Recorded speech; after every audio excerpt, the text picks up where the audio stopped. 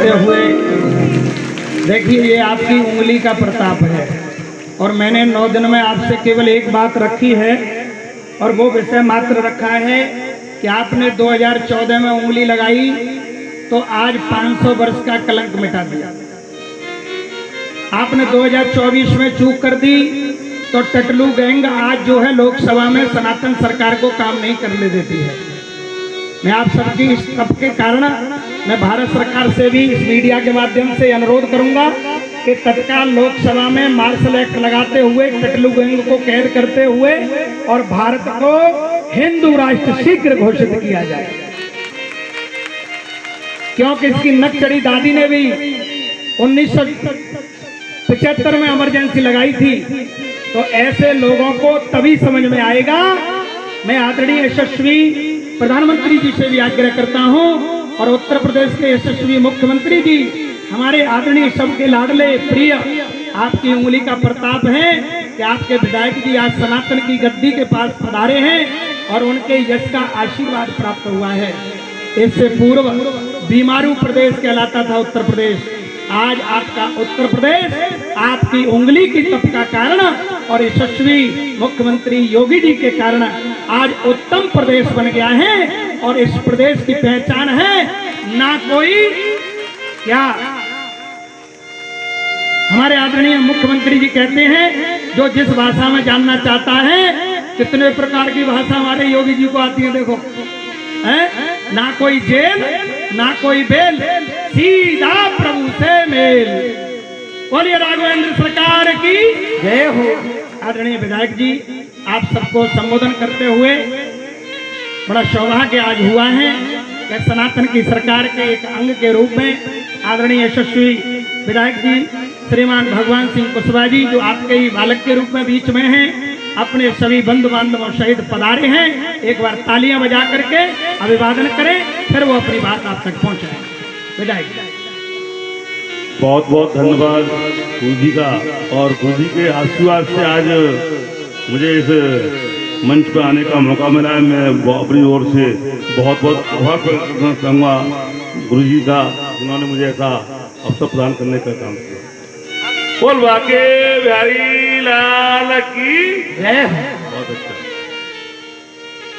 साथियों, आज समाधि स्थल पर भागवत सप्ताह के पंडाल में उपस्थित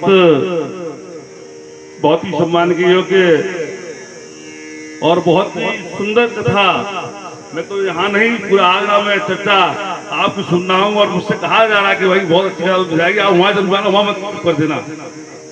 ऐसे गुरु जी को मैं चरण वंदन करता हूँ, नमन करता हूँ कोट कोट, और आभार प्रकट करना चाहता हूँ कि उन्होंने आज मेरे विधानसभा क्षेत्र के अंतर्गत आपने अपना अमूल्य समय देकर के आप सभी का मार्गदर्शन करने का काम किया और कथा प्रवचन दे करके आपका जीवन सार्थक कराने का काम किया। ऐसे गुरु जी को बहुत बहुत खूब नमन करता हूँ। चूंकि ये मौका बड़ा सौभाग्य से मिलता है और निश्चित से मैं आपका भी आभार प्रकट करना चाहूँगा। मेरी माता बहनें बैठी हैं, मेरे पिता तो बुजुर्ग बैठे हुए हैं, मेरे साथी और बैठे हैं, सभी का मैं आभार प्रकट करना चाहूँगा। गुरु जी, आप सबके आशीर्वाद से आप इस पर से एक बार नहीं, 2 बार नहीं, 3 बार भगवान श्री कुशवाहा को सेवा करने का मौका आप लोगों ने दिया है। मैं आपका ऋणी हूँ, आजीवन ऋणी रहूंगा और आपकी सेवा इसी तरह से मैं करता रहूंगा, ऐसा आशीर्वाद आपका। साथियों, चूंकि ये मंच भाषण का मंच नहीं है, क्योंकि यहाँ भगवान कथा प्रवचन हो रहे हैं, बाकी भारी कृपा है आप सभी पर, और मैं तो प्रभु से यही प्रार्थना करता हूँ कि आपके साथ साथ पूरी विधानसभा क्षेत्र में मेरी माता बहन है, चाहे बुजुर्ग माता पिता हो, सभी पर प्रभु की कृपा बनी रहे।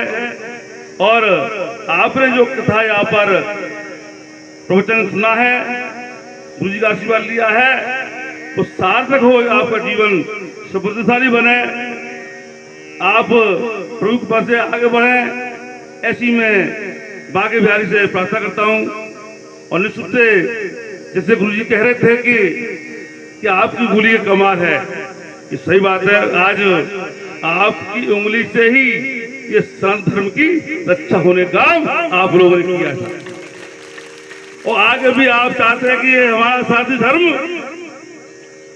सुरक्षित है, इसको सम्मान मिले, तो आपको बड़ा सोच समझ करके निर्णय लेकर के आप उस उंगली का प्रयोग करने का काम करेंगे, ऐसी मुझे आपसे ध्यान बता रहे हैं। और इसमें कोई तालियों में कोई कंजूसी नहीं, तालियां इतनी जोर से आज हो कि योगी जी देख रहे हैं, इसको ध्यान रहे। आज अपने प्रदेश के यशस्वी मुख्यमंत्री जी और देश के यशस्वी प्रधानमंत्री जी डबल इंजन दोनों लोग, मैं तो कहूँ प्रधानमंत्री जी नहीं गुरु जी, वो निष्ठुर संत हैं, कोई अद्भुत उनमें ऐसी कला है जो इस पूरे देश के अंदर इस प्रकार से आप लोगों को धर्म की रक्षा करे, अपने भविष्य को सुधारने का काम आप लोग इससे ऐसे दोनों संतों को भी मैं आज मंच के माध्यम से नमन करता हूँ, प्रणाम करता हूँ। और आपका सहयोग, आपका आशीर्वाद, जिस प्रकार से उन्होंने सोचा है अपने यशस्वी प्रधानमंत्री ने कि हमारा देश 2047 तक विकसित देश बने, उसमें आपकी भी सहयोग तो हाथ जारी रहे, ये मैं आपसे अपील करना चाहता हूँ, निवेदन करना चाहता हूँ कि आपका उसमें भागीदारी रहने का होता है। साथियों, बहुत बहुत आप लोगों ने आशीर्वाद दिया और यही स्नेह प्यार आपका मुझे मिलता रहे।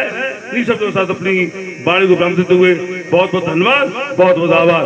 और साथ में मेरे गुरुजी खड़े हुए, आपका भी हमेशा इसमें स्नेह और आशीर्वाद मिलता रहता है। आश्रम में गया हूँ मैं और बड़ा इसलिए मुझे करते हैं, मैं आपसे भी बहुत बहुत नमन बंदन करता हूँ। धन्यवाद।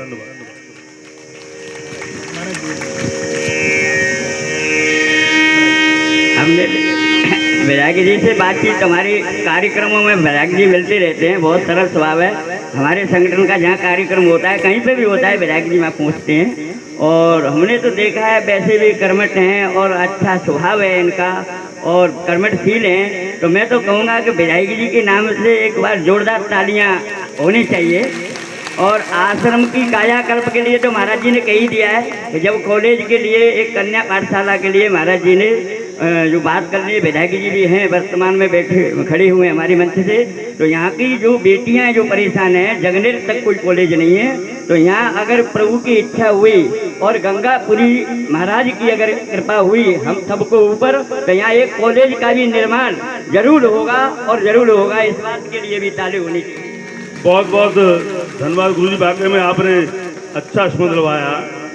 आपने जो विचार रखा यहाँ कन्या विद्यालय इंटर कॉलेज खुले कन्याओं के लिए, मैं आपको विश्वास नहीं पूरा आश्वासन दिलाता हूँ। मंच पर यहाँ भगवत आचार्य बैठे हुए हैं, उनके सामने कहता हूँ जो कोई मुझसे हर प्रकार का शासन स्तर का हो चाहे व्यक्तिगत स्तर का हो, मैं आप इस कन्या विद्यालय खोलने के लिए हर पूरा प्रयास करूंगा। आप जो भी जहाँ भी स्थल बताएंगे वो ये कागज मिल जाए, इससे कागज किस तरह के हैं, वो कागज मिल जाए, जमीन के कागज, हाँ वो हो जाएंगे। क्योंकि आपने जो सोचा है गुरुजी कन्या विद्यालय, बाकी में बच्चे पढ़ते अच्छी बात है, कन्या को पढ़ेंगी तो मुझसे निश्चित दूरी तरक्की होने का होता है। क्योंकि जब कन्या में पढ़ती है तो एक नहीं दो परिवारों को भला करने का काम वो कन्या करती है। जब मायके में पढ़ती है तो अपने भाई बहनों के साथ पढ़ा करके समाज को आगे जाने का काम करती है। शादी के बाद जब दूसरे परिवार जाती है उस परिवार का ही भला वो कन्या करने का काम करती है। बच्चा पढ़ेगा तो परिवार का भला हुआ, लेकिन कन्या पढ़ेगी तो परिवार को भला करने का काम वो कन्या करती है। इसलिए आपने जो विचार रखा उससे मेरा हर तरह से, चाहे सत्ता का हो चाहे सरकार का सहयोग हो, व्यक्ति भी सहयोग हो, मेरा उसके लिए तत्पर रहूंगा। आपको आज का पालन करूंगा। बहुत बहुत बड़ी खुशी की बात है। एक चीज और मैं आपको बताऊं, एक शुभ सूचना विधायक जी को, आदरणीय विधायक जी को दे देता हूं। कल हमारी पंच कमेटी ने और क्षेत्र के गणमान्य महापुरुषों ने इस क्षेत्र के लिए 5 से 10 बीघा जमीन इंटर कॉलेज और डिग्री कॉलेज के लिए बाबा गंगापुरी जी के नाम से लिखने का संकल्प लिया है। ये खुशी की बात है। जब जमीन होगी तो कन्या विद्यालय भी आपके नेतृत्व में शीघ्र बनेगा। तालियां इस बात के लिए होनी चाहिए। बाबा महाराज की कृपा से शीघ्र आपको ये उपलब्धि मिलने वाली है। और प्रशासन शासन के लिए हमारे आदरणीय विधायक जी, और हम पर जितनी बन पाएगी उतनी सब आपके साथ सहयोग करेंगे। आपकी उंगली की ताकत बस ऐसे ही राष्ट्र के लिए लगी रहे, राष्ट्र सदैव आपके साथ है। योगी जी जैसा मुख्यमंत्री आपके बीच में आपको प्राप्त हुआ है, ये कोई साधारण बात नहीं है। इस देश की तो चलती क्या है, यशस्वी मुख्यमंत्री जी को विदेशी भी मांगते हैं कि ऐसा मुख्यमंत्री हमें दे दिया जाए। हम उत्तर प्रदेश के क्षेत्र के वासी सौभाग्यशाली हैं कि आज हम ऐसे संत के पावन तपोनिष्ठ और तप की कारण से आज भयमुक्त समाज में बैठे हैं। एक बार तालियां इस बात के लिए हो। बस आगे की कथा को विश्राम की ओर ले